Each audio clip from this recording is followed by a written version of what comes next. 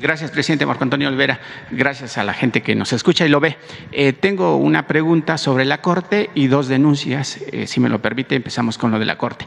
En días recientes se causó un revuelo a nivel nacional por parte de los partidos políticos, de la oposición y, por supuesto, también de los intelectuales con respecto al aplazamiento del ministro Arturo Saldívar al frente de la Corte hasta el 2024 y no en el 22, justo cuando usted termina su administración. Presidente, hoy la Cámara de Diputados y la Cámara de Senadores que integran el Congreso mexicano pues decidieron que sí se aplace hasta el 24, pero finalmente esto ya se quedó en manos de los integrantes de la propia Corte. Es un hecho, y hay que decirlo, los ministerios públicos y jueces en México son los más o los responsables de la gran corrupción que se genera en México. ¿Cómo? Repartiendo a diestra y siniestra amparos para que se beneficien empresas extranjeras, para que delincuentes salgan muy rápido de la cárcel y como si nada.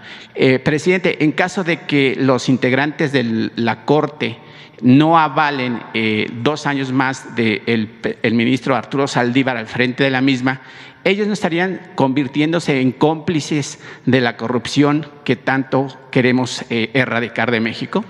Sí, yo creo que conscientes o inconscientemente, por el coraje que les produce la transformación que se está llevando a cabo en el país, pues apoyan al régimen de corrupción, porque en este caso lo que se aprobó pues fueron leyes para reformar al Poder Judicial y se consideró de que estas reformas se llevarían a cabo siempre y cuando el presidente de la Suprema Corte y el presidente a la vez, que es la misma persona, del Consejo de la Judicatura, fuese una gente honorable, íntegra, que no perteneciera a los mismos grupos de poder económico y político que llevaron a la ruina al país, a la decadencia, los que avalaron la corrupción. Entonces, imagínense, se hacen reformas y el encargado de conducir el proceso de transformación del Poder Judicial es un personaje del Partido Conservador, del antiguo régimen, caracterizado por el servilismo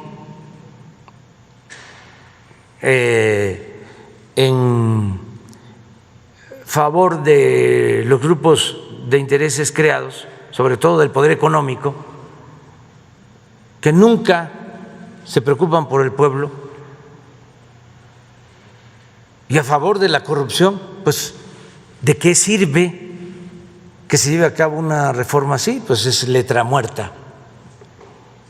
Yo comentaba de que sí son importantes las instituciones fundamentales, pero también los hombres o las mujeres que las dirigen.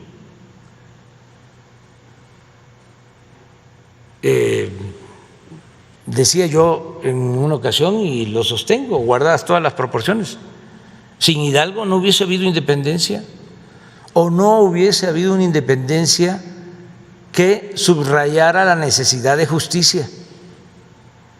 No hubiese habido independencia como se llevó a cabo en otros países por la decadencia del poder colonial, del poder en España.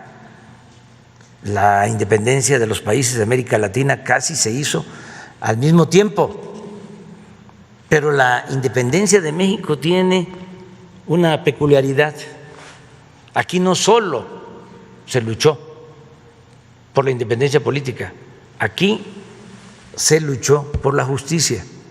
Hidalgo proclamó la abolición de la esclavitud y Morelos quería la igualdad. Entonces, sin estos dos curas rebeldes extraordinarios, pues no hubiese sido lo mismo, guardadas todas las proporciones. Sin Juárez, ahí sí, seguro, no hubiese habido reforma, porque el proceso de independencia se da por una situación de carácter externo, aun cuando existían condiciones internas para un cambio, sobre todo por la explotación y la opresión en que vivían la mayoría de los mexicanos. Pero en el caso de la reforma, ahí sí, es Juárez el que encarna esa transformación.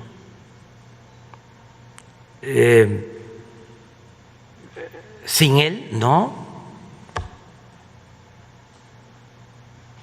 Imagínense lo que hace que están los conservadores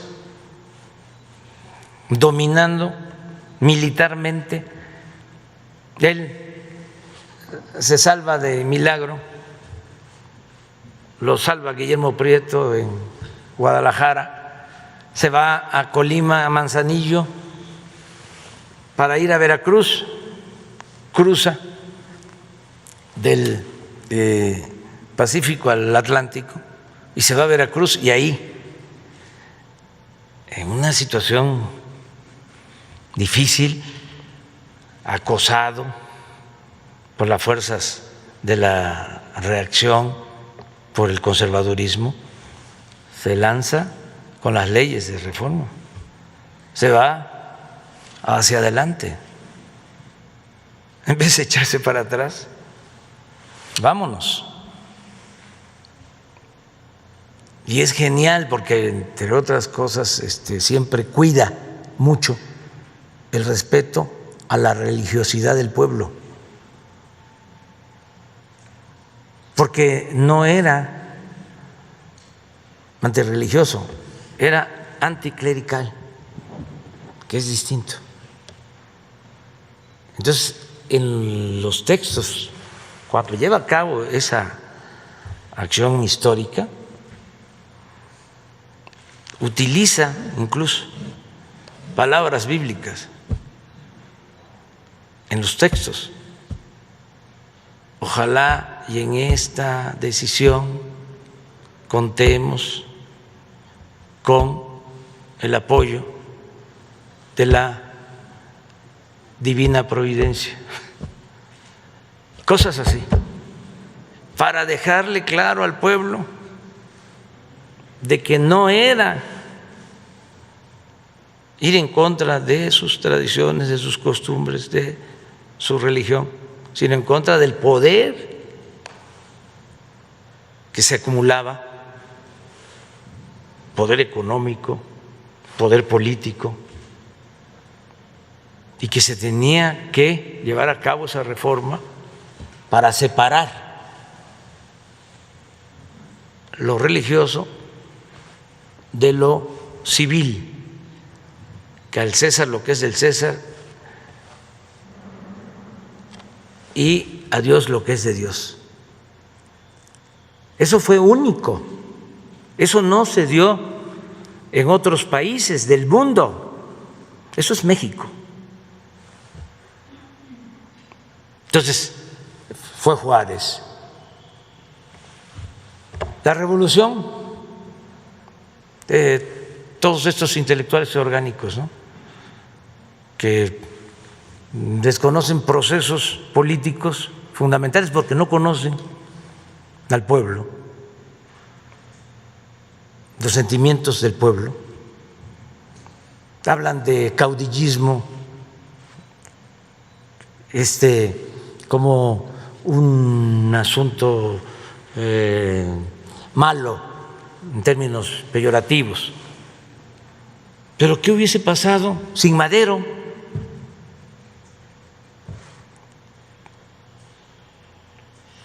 pues él es el que da la confianza al pueblo para rebelarse en contra de Porfirio Díaz. Ya Ricardo Flores Magón lo había intentado antes, un hombre íntegro, un revolucionario intachable que vivió más tiempo en la cárcel que en libertad por sus ideales y convocaba al pueblo a tomar las armas y no, como 2 intentos. Pero cuando lo hace Madero,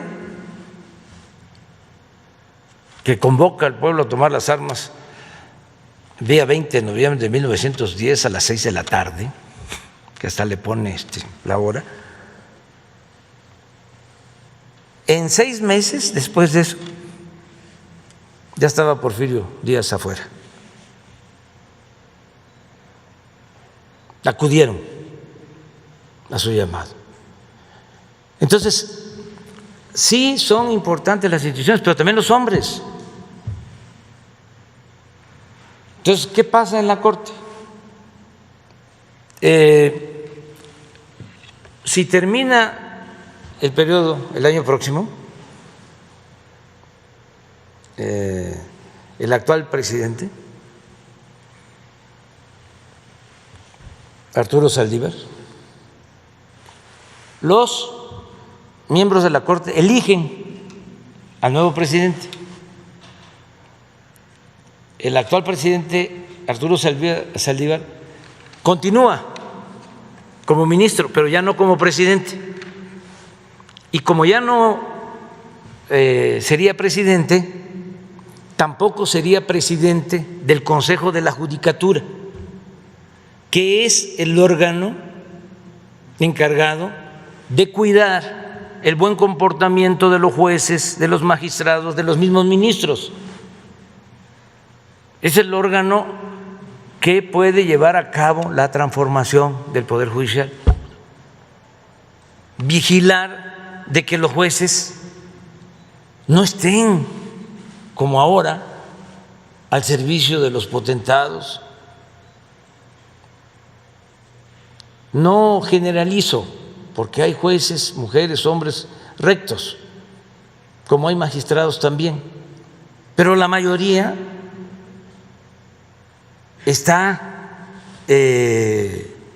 acostumbrado a esas prácticas. Baste decir que durante todo el periodo neoliberal no se sentenció a Caro Quintero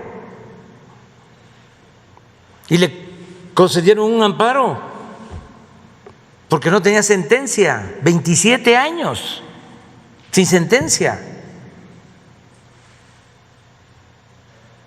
¿Cómo defender eso? Bueno, necesitamos reformar el poder legislativo, se está haciendo, y eso está en manos del pueblo.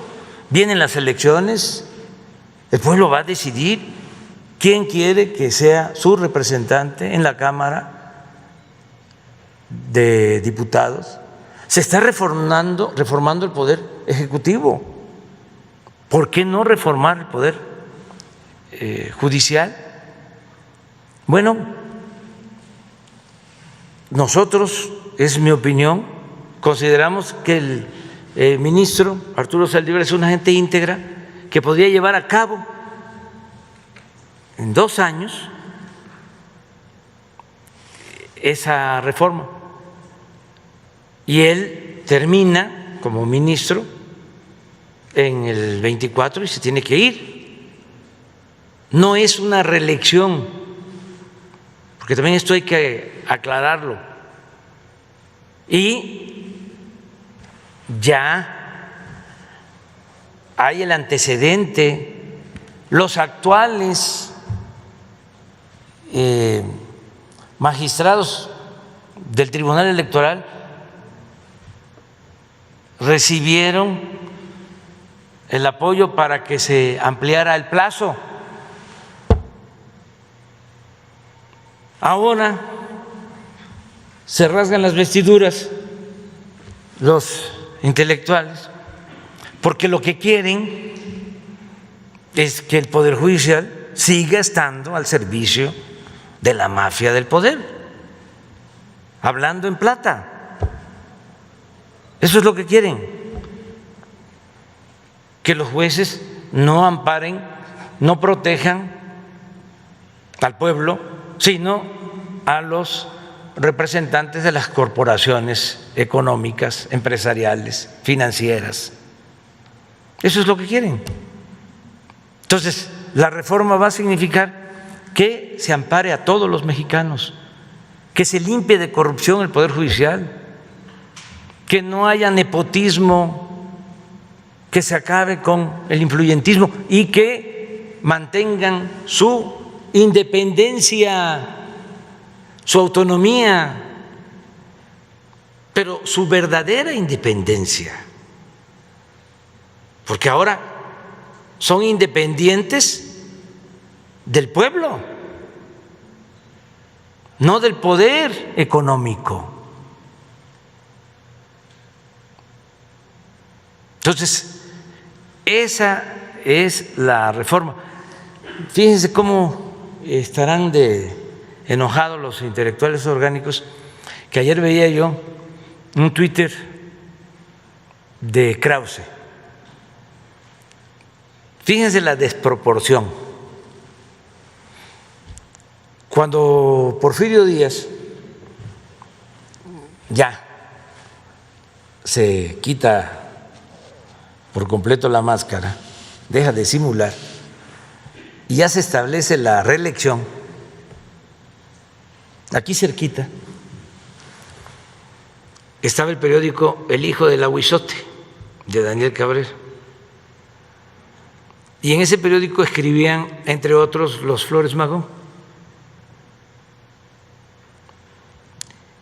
Y cuando se aprueba la reforma constitucional que permite la reelección, salen al balcón los periodistas del Hijo del Ahuizote con una bandera y una leyenda que dice: la Constitución ha muerto. Bueno, ¿qué creen que puso Krause en su Twitter? Lo mismo, sacó la foto de el balcón del Hijo del Ahuizote con la leyenda: la Constitución ha muerto.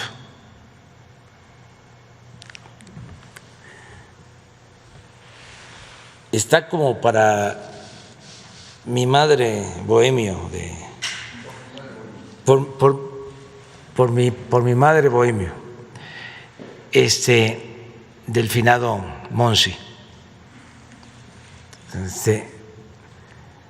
Pero es producto de el enojo, ¿no? Es una desproporción, es una exageración que un intelectual serio pues no podría hacerlo. Un historiador, ¿cómo trasladar, extrapolar una situación que tiene que ver con la reelección de Porfirio Díaz? Después de esa foto, les tomaron el periódico y los hermanos Flores Magón se tuvieron que ir a Estados Unidos a hacer el periodismo desde allá, porque aquí no se podía, porque aquí imperaba la ley fuga. Si a Daniel Cabrera no lo eliminaron, aunque estuvo mucho tiempo en la cárcel, varias veces, era porque era un hombre extraordinario. Por eso la sala nueva que está aquí en el Palacio se llama así, Daniel Cabrera. el director del Hijo del Aguizote, para mí el mejor periodista que ha existido en el país. Una segunda pregunta, presidente, si me lo permite, que más bien es una denuncia. Dice, las autoridades que presiden el Banco del Bienestar ya construyeron 433 sucursales. Su gobierno construirá 2.700 más, de las cuales el año pasado se construyó la mitad y en este año el otro 50%. Cada sucursal costará 2.221.000 pesos. Estas unidades ya se empezaron a construir en estados como Chiapas, Jalisco, Estado de México, Michoacán, Puebla, Tlaxcala, Chihuahua, Durango e Hidalgo. En ese sentido, especialmente en el municipio de San Agustín Tlaxiaca, Hidalgo, y como usted dice, el pueblo de México, el estado de Hidalgo y en especial San Agustín Tlaxiaca, y perdón por lo que voy a decir porque usted lo ha dicho aquí, el pueblo está cansado de tanta pinche tranza, presidente. Le explico por qué. Pues actualmente se pretende construir una sucursal del Banco del Bienestar donde existe un contubernio, una tranza entre el capitán Octavio Rodríguez de la Cruz, responsable del Banco del Bienestar en Hidalgo, quien dijo que si no se cedía a lo que él quiere, se llevaría el recurso. También está Jorge Martínez Fuentes, encargado de la construcción del inmueble, Efrén Rodríguez, encargado del almacén, Lucía Hinojosa Hernández, servidora de la Nación en San Agustín Tlaxiaca, y Edgar Ponce, contratista para la construcción del mismo. En ese sentido, las personas citadas quieren hacer un festín lleno de corrupción, presidente, junto con el alcalde del municipio, Arturo Hernández Máximo, y al igual que Abraham Mendoza Centeno, delegado estatal de los programas de su gobierno en Hidalgo. Presidente, para evitar ese festín de buitres, que ahorita le voy a enviar o le voy a citar lo que estoy manifestando porque está firmado por el cabildo del municipio, yo, Marco Antonio Olvera Jiménez, cedo el local para que en la brevedad posible se adecúe el Banco del Bienestar en el barrio de Mexiquito, que se ubica a 5 minutos de la cabecera municipal. El local presenta todos los servicios: luz eléctrica, agua, drenaje, internet y vialidades. Y lo mejor, presidente, su gobierno no erogará un solo centavo para el inmueble, y en caso de que no les agrade, puedo donarles el predio para que se construya el mismo y así como combatir la corrupción que ya le estoy manifestando. ¿Qué dice del actuar del capitán, del delegado, del alcalde y de las personas que he mencionado? ¿Acepta la propuesta, presidente, de donar y ceder el inmueble para el Banco del Bienestar y así ayudar a más de 2.200 personas mayores que reciben el apoyo de su gobierno de 60 y más? Esta denuncia está avalada por regidores que ahora voy a mencionar.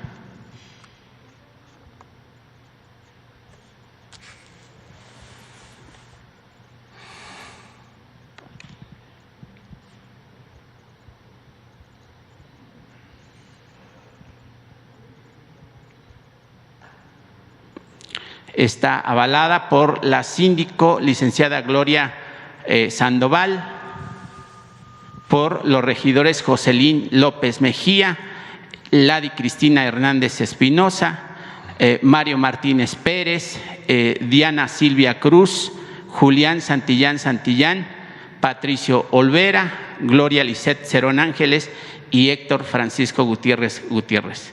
¿Qué dice, presidente, de la propuesta y qué opina? Bueno, estoy casi seguro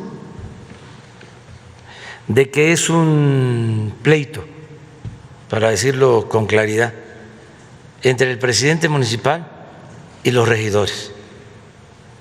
Puedo equivocarme, pero como ya llevo tiempo en estos menesteres, de acuerdo a lo que estás planteando, el malo de la película es el presidente y los buenos o los que están en contra de él son la síndico y los regidores. Todo esto hay que aclararlo para que no hagamos juicios sumarios, que no haya linchamiento contra nadie, linchamiento público en estos casos. Entonces hay que hacer la investigación. Es la primera vez que escucho, y yo no estoy solo aquí en la oficina, estoy siempre abajo, una denuncia de corrupción relacionada con la construcción de una sucursal del Banco de Bienestar. Y en efecto vamos a hacer 2.700 y ya se está trabajando en cerca de 1.000. No puedo, bueno, es que eso no tiene nada que ver. O sea, vamos a inaugurarlas las 1.000 en junio, pasando el proceso electoral. Y las están haciendo los ingenieros militares, que son responsables y son honestos. Entonces, vamos de todas maneras a pedir el informe, pero me sabe más a que es una diferencia ahí en el gobierno del municipio, en el ayuntamiento. A ver, te pregunto dos cosas. Adelante, presidente. Una, el presidente municipal no se va. ¿Hay elecciones? ¿No hay elecciones en Hidalgo? No, presidente. El presidente municipal lleva 2 sexenios, bueno, 2 administraciones. Sí, por eso, pero o sea, no se va a reelegir. No se va a reelegir, acaba de ingresar. Ajá. Ya tuvo un mandato anterior y lo que sucedió fue las elecciones hace 4 o 5 meses para el cambio del Congreso local. Bueno, la segunda pregunta, ¿quién dona este predio? ¿Eres tú? No, mire, le explico. ¿Es otra persona? Es otra persona, pero ni siquiera lo está donando porque el presidente municipal quiere que se construya en un área de su propiedad. Y para evitar lo que yo le estoy diciendo… Hay una persona que quiere donar un… Yo. ¿Tú? Yo. Pues vamos viéndolo, sí. Vamos viéndolo. Yo, presidente, tengo el local construido para que nada más se adecue, obviamente, a las necesidades del Banco de Bienestar. Y si no les gusta, ¿tienes predio? Tengo un predio que que lo construyen a su antojo. Sí. Pero que evitemos ese festín y que, por supuesto… Sí, pero no hay, creo yo, no lo descarto, corrupción. De todas maneras vamos a investigar. Lo que sí es que te vamos a tomar la palabra porque… No, se lo puedo firmar. Vamos viendo, vamos investigando y ya te contestamos aquí. Claro que sí, presidente. Y otro tema, presidente, gracias. Pues insistirle en 2 temas que no se han resuelto y que yo he expuesto en la mañanera. Es como comentario antes de mi tercera pregunta. Es los ejidatarios de Krill, son 300. Le dije la otra ocasión que ya han muerto, desgraciadamente, 70 por el COVID. Encontré aquí al secretario de Hacienda, Arturo Herrera, me dijo que nos comunicaran o que se comunicaran con su secretario particular. Ha sido realmente vano, no pasa nada.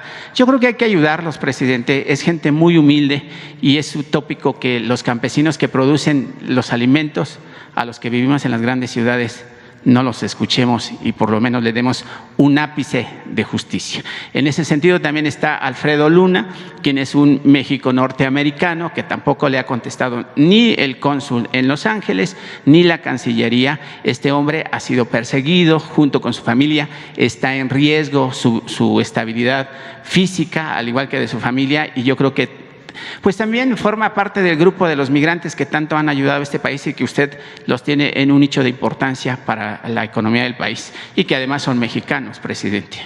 Sí, en los 2 casos vamos a seguir insistiendo para que Arturo te dé una respuesta a los campesinos a través tuyo y lo mismo en el caso del Consulado de Los Ángeles, si te parece. Gracias, presidente. Y para concluir, es otra denuncia. Dice, durante la pandemia, la alcaldesa de Naucalpan, y dice porque luego me critican porque dicen que traigo las preguntas que me manda Jesús Ramírez, pero pues hay que hacer caso omiso.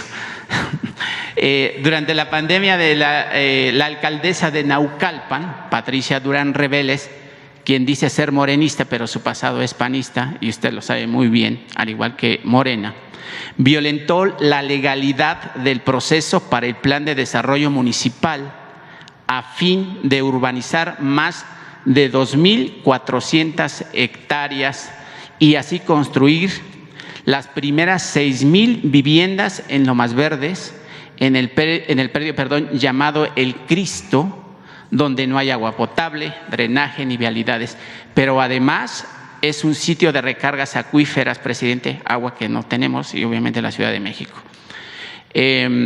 La construcción de las primeras viviendas las está realizando la empresa Latis con Z.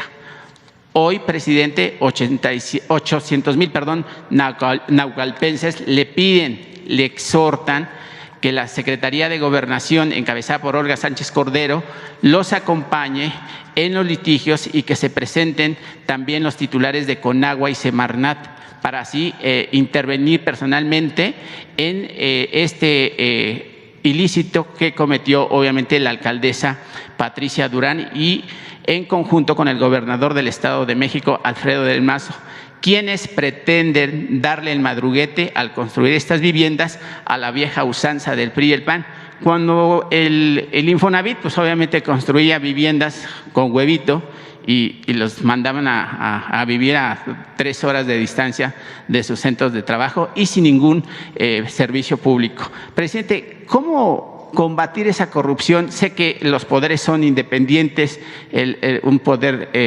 local, que es la presidencia municipal, el gobernador y usted como jefe del Ejecutivo, pero ¿cómo impulsar que ya no exista esa corrupción y cómo instar o exhortar a esas autoridades, porque finalmente son representantes del pueblo, pero siguen avasallando los derechos de los mismos?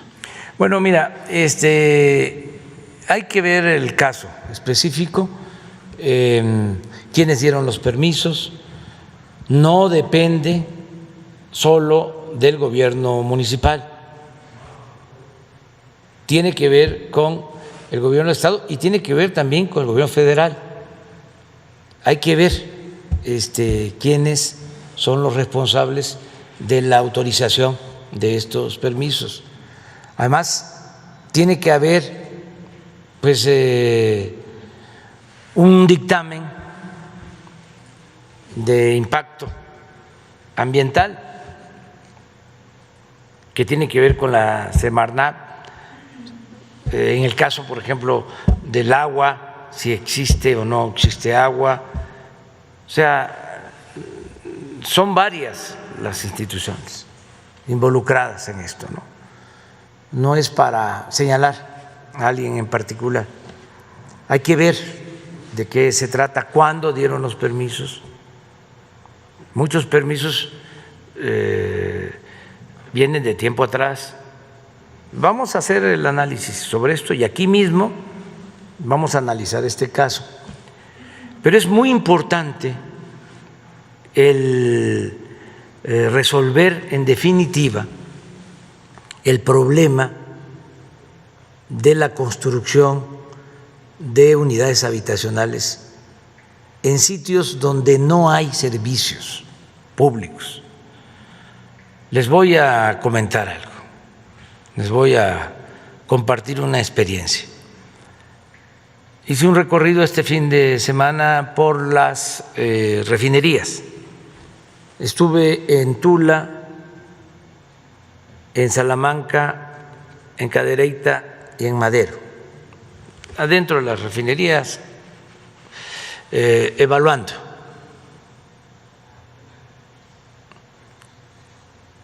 Porque soy de la creencia de que orden dada, no supervisada, no sirve de nada. Entonces, por eso estamos viendo que marche el programa. En el caso de las refinerías van bien, ya las estamos levantando porque nos las dejaron convertidas prácticamente en chatarra. Entonces ya vamos ahí, avanzando. Y voy a Tula y paso por Huehuetoc, y pues por ahí he pasado muchísimas veces, pues, durante años. La última vez, pues yo creo que fue como hace un año que pasé por ahí, si no es que menos. Pero siempre, incluso tengo hasta grabado un mensaje acerca de esa zona, de cómo se pobló, o mejor dicho, cómo se construyeron unidades habitacionales, pero miles de departamentos, una cosa impresionante. Regreso el viernes,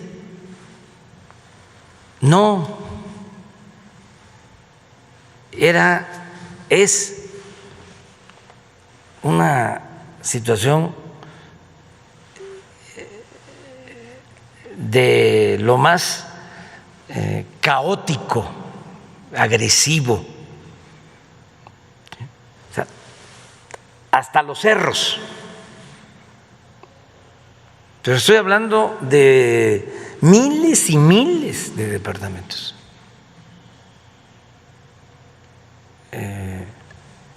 Me impactó, me preocupó muchísimo, porque ese modelo de construcción de vivienda debe de desaparecer, o ese esquema de construcción de vivienda, que está sin duda relacionado con la corrupción y con una gran irresponsabilidad, porque ¿cómo otorgar permisos para construir ese número de viviendas ahí? Le hablé por teléfono desde ahí al director del Infonavit y le dije, esto fue el viernes, ¿sabes qué quiero? Que vengas a Huehuetoc y que veas esto que estoy viendo yo, que me está impactando. Entonces, sí vamos a tomar una decisión muy firme en este sentido. Eso no puede seguir sucediendo. O sea, dejaron miles de viviendas, de departamentos abandonados por construirlos en esas zonas sin servicios. Se habla de 500,000 departamentos abandonados. La corrupción en el periodo neoliberal en la industria de la construcción tuvo que ver con eso. Políticos, dueños de constructoras, de inmobiliarias, que se dedicaron a saquear y a dejar todo ese tiradero de obras, de unidades habitacionales. Entonces eso lo vamos a detener. O sea, quería compartir eso con ustedes y ya vamos avanzando. Nos ha costado trabajo, pero ahí va avanzando, en el que si se entrega un crédito del Infonavit al trabajador, que el trabajador pueda utilizar su crédito, que es su dinero, para lo que quiera, que si quiere comprar un terreno, lo compre para hacer él su casa. Si quiere comprar una casa usada, utilice el dinero para eso. Si quiere un departamento, pues también, pero que sea libre, que no haya intermediarios. Porque se convirtieron en una plaga. Entonces vamos a resolver este asunto y vamos a analizar lo que estás tú planteando en particular para explicar esta cuestión. Y le voy a pedir al director del Infonavit y al secretario de Desarrollo Urbano, Román Meyer, que vengan aquí y que demos a conocer cómo vamos a cancelar estos procedimientos. Si hace falta un acuerdo especial que se promueva, pero no podemos seguir con la misma política de antes. Esta política de vivienda fallida, corrupta, contraria al interés de los trabajadores, que destruye el territorio, que afecta el medio ambiente. Pero esto no lo ven los ecologistas o ambientalistas del régimen orgánicos. No, esto no lo ven, como tampoco ven otras cosas, pero en fin, sí es un asunto de interés público.